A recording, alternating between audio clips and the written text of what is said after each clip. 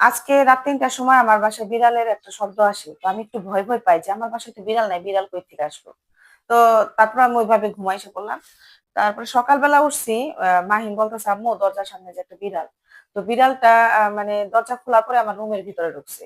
তো ঢোকার পরে সে অনেক কান্নাকাটি করতেছে। আমার মনে হয় কি বিড়ালটা এই আশেপাশেরই কারো হবে। হয়তোবা আপনারা আমার যারা ভিডিওটা দেখতেছেন বা আমার বাসা তো আপনারা চেনেনই, যারা আপনারা এই আমার আশেপাশে যারা থাকেন। তো যদি আপনাদের বিড়ালটা হয়ে থাকে তাহলে এসে নিয়ে যান।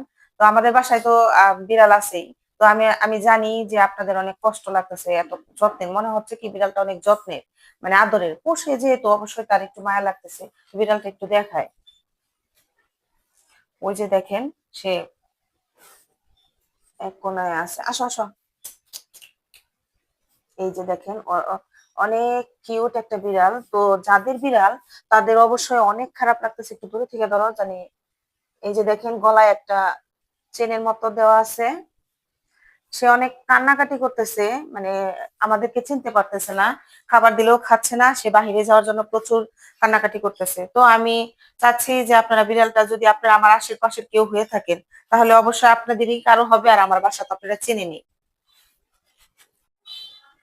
তো বিড়ালটা দেখেন, ভালো করে একটু দেখায় আপনাদের।